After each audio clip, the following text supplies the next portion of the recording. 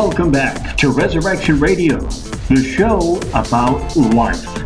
Resurrection Radio is real stories of signs, wonders, and miracles, and people coming back to life. And now, the hosts of the show, here's Renee and Dino. And today, Renee, I know we've got another special guest, a great woman that we're going to be talking with, Mary. Mary, tell us a little teaser about Mary's story today. Yeah. Hello, everybody. And Mary's story, as a mom myself,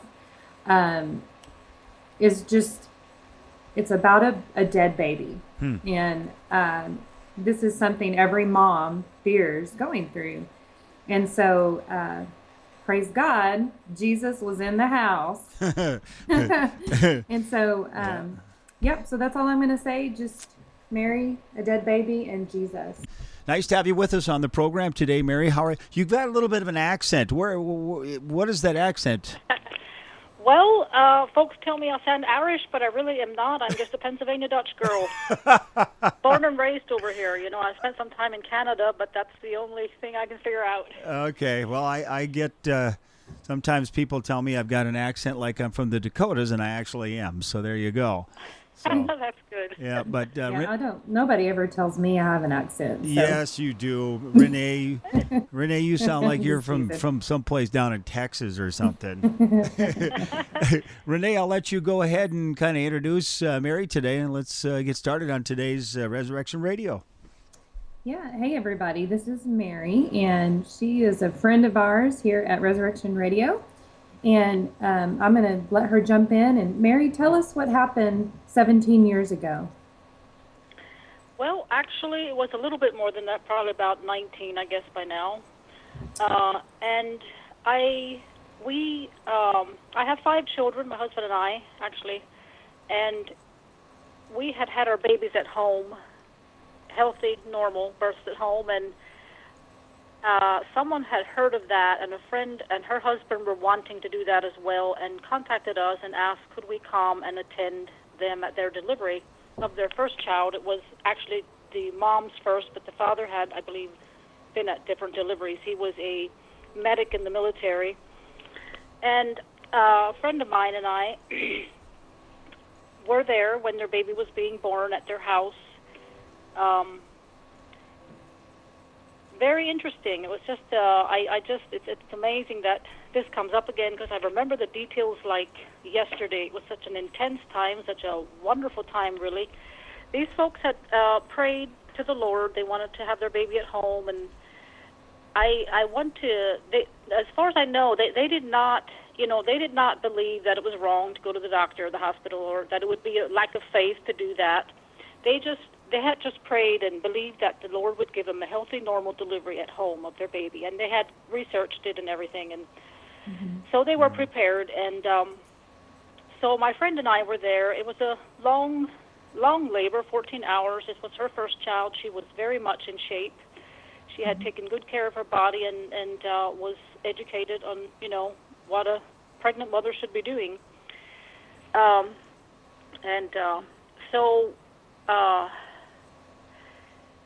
It was a long delivery. It was a nighttime that I was there. 2 ladies and I were attending her and her husband there. Just friends. I barely knew them. And so she had a long delivery. Finally, she birthed the baby, and it was evident to all of us something was off. The baby was completely lifeless, limp, bluish. Its little chest was all bunched up and looked like a collapsed lung or something. It was just not at all moving. And being a nurse myself, I know what someone looks like and feels like when they are gone. So the mother, she just sits up. When she sees her baby, she sits up and she rebuked the spirit of death. I'll never, ever forget the look in her eyes. And she essentially raised her baby back from the dead. Wow. But we were all in agreement. We all began to pray and speak to its body, and we were all together in unity. This baby was going to live. The mother, she spoke the word of faith, and it must have been shorter, but it seemed like a long time that baby did not breathe because it was such a tense time. But it probably wasn't as long as we believed. It was, I'm guessing, maybe it might have been 5 minutes. I don't know. It seemed like 50, you know. But presently the baby began to cough and move and come back to life. So it was seemed like it was happening in slow motion, and I realized, wow, the Lord really brought that baby back. Wow. And it was just such an absolute honor for me to be there to observe that. Wow. So, I'm sorry, I have a quick question. Sure. So, was she not able to did she not have any kind of ultrasound, or you know how they check the heartbeat of the baby before? No, there was, Okay. well, I don't know what she had done. I am not sure if she had gone to any midwife or doctor. I really don't know. I don't think so. Okay. But she hadn't, as far as I know, no. Yeah. No. Okay. You mentioned something, Mary, that I think is kind of interesting too. It really stands out. You said you were all in agreement at the time. Yes. Let's just talk about that for a second. You were a believer before this happened, Yes. right? And the mother as well, obviously. Yes, indeed. Yeah. Indeed. Yeah, and it seems like it was really an unspoken thing, but you were all in agreement at that moment when you figured out that the baby was dead, that the baby was not going to be dead. Exactly. Wow. That is pretty powerful. That is And awesome. that was definitely so important, because even Jesus, when he went to bring that young girl back to life, he asked the people to leave the room. And because he wanted only people that really believed. He didn't want the presence of doubt there. Right. Yes. And that was so powerful. Wow. So, when you all were praying, the mother immediately rebuked the spirit of death, and I remember literally when I had Paxton, my son, he was not breathing well whenever he was born, and so the doctor just started like saying all this stuff that could be wrong, and I literally was like, I rebuke that in Jesus' name. I rebuke. So I guess as a mom, like I understand, like it just something just comes over you and you're like, no, you just like immediately start fighting for your child. And of course he turned out fine. But when y'all prayed, like what were y'all praying? Were y'all like begging God to bring the baby back, or were y'all commanding the baby to come back? Tell us a little bit about what you said when you prayed. Well, I just remember what I prayed, and I just spoke to its system. I just commanded its lungs to work, and I just commanded a healthy blood flow and the heart to beat. Wow. That's all I knew to do, and, because we do have power in our words, we just do. And the father was, he was doing the same thing. We were just on the same page. Yeah. Wow. So Mary, have you seen something like this happen since or before? I mean, what is your life been like, or your job been like, or things been like since this happened? Well, thank you for asking. We go through life and we have our ups and downs. There's things that work, and then there's things that don't work, and we use the same method, and we wonder what is wrong. I'm glad you asked that, because in one of my pregnancies, I thought, okay, I had heard of someone that even believed God for a specific date, and they prayed on that, and they believed it was going to happen, and that's what was supposed to happen for their baby to be born, its birthday. And I thought, hey, I can do that. So I chose a date, and I prayed into it. Mind you, I had faith. I believed. I thought, this is really going to work, and this kid decided to make his mom wait and wait and wait. And I'm like, Lord, what happened? And he said, there's a difference between faith and presumption. just because someone else does it does not mean that it's going to work for you. But the Lord showed me something. He was teaching me something in my life. I needed to learn patience, and mind you, that in retrospect, I understand it now, why I had to wait. Yes, He gave me a normal, healthy delivery, and that was the big thing, but I had to wait, and I couldn't do what someone else did just because they did it. It worked for them. Wow. And so I've had some disappointments even in that area, even in seeing other people who... Yeah. We do that. We forget to say, hey, Lord, what are you saying to me? What's here for my situation? And so, but so it doesn't always work the same. We have to build our faith and our communion with Him, so that we're not looking around and disappointed then because something doesn't quite work out like it did for someone else. Yeah.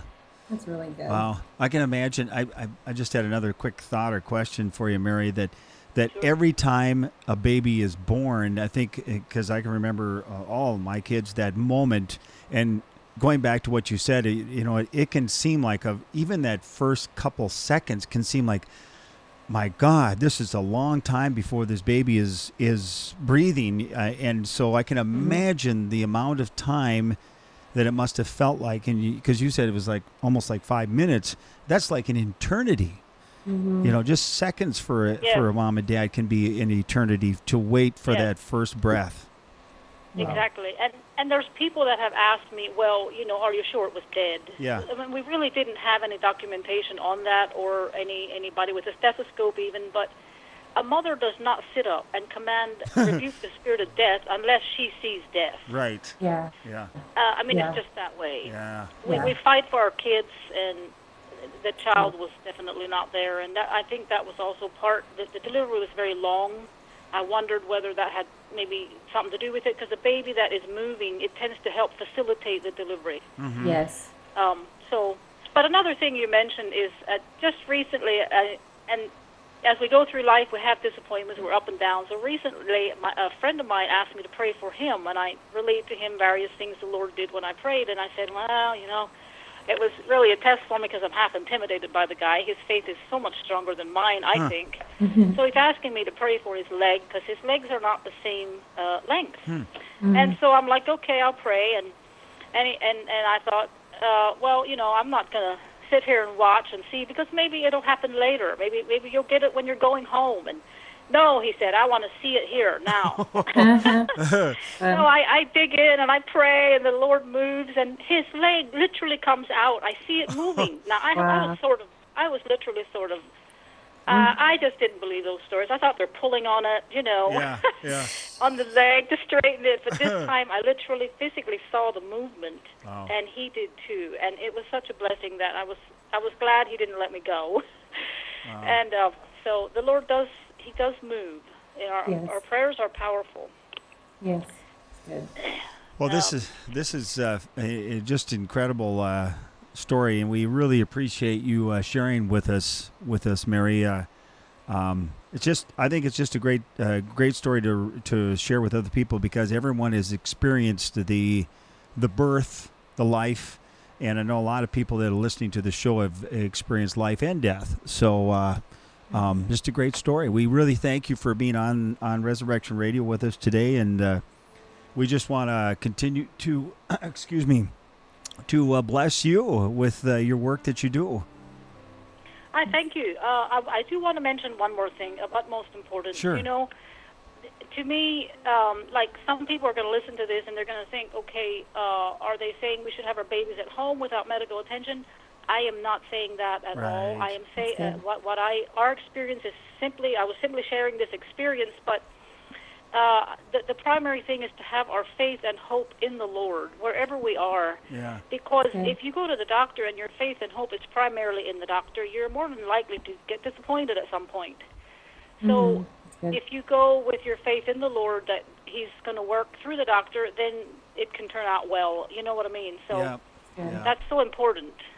Wherever we are, that our faith is primarily in Him. Amen. Because He does use various channels of healing for us. Mm-hmm. That's very good. Very good word. Mary, again, thank you very much. And I know Renee will be in touch with you to let you know where you can hear the show. and other shows like this. So we thank you for your time today. Okay, thank you very much. Thanks, Mary. You know, I was thinking, Renee, maybe we can refer to Mary as the Dutch woman from Pennsylvania. How about that? With the Irish accent. Yeah, I love it. Yeah. The Dutch woman from Pennsylvania. Boy, didn't she sound like she was Irish, though? She totally did. Yeah, totally. I worked with an Irish guy a few years ago, and yeah, I was like, wow. Yeah. Well, that was another great story here on Resurrection Radio. I want to share real quick Psalm 139, 13 through 16, because this just really will encourage everybody that God is so intimately involved in our lives, even before we're born. It says here, "For you did form my inward parts. You did knit me together in my mother's womb. I will confess and praise you, for you are fearful and wonderful, and for the awful wonder of my birth. Wonderful are your works, and that my inner self knows right well. My frame was not hidden from you when I was being formed in the secret place, in the depths of the earth, a region of darkness and mystery. Your eyes saw my unformed substance, and in your book all the days of my life were written before ever they took shape, when as yet there was none of them." And that's Psalm 139, 13 through 16. That's the Amplified version. Wow. And so I just love that because nothing's hidden from God. Right. And he literally knitted us together in our mother's womb. So That's good. I like that. What a great way to end the show today, Renee. That's really good. thanks. Yeah. Thank you. I'm excited. We got a couple more shows yet, right? As part of the series. 2 more shows. All right. Maybe we'll have T-shirts out too soon, huh? With me and you on them. Yeah, I would love that. I would love to have my face. All right, Renee. Till next show. Have a great one. Yes. Bye, y'all. Bye-bye. You've been listening to Resurrection Radio, real stories of signs, wonders, and miracles, and people coming back to life. Join Renee and Dino again for the next episode of Resurrection Radio, or log on to www.renee4321media.com to listen to more programming. That's www.renee4321media.com. Thanks again for listening.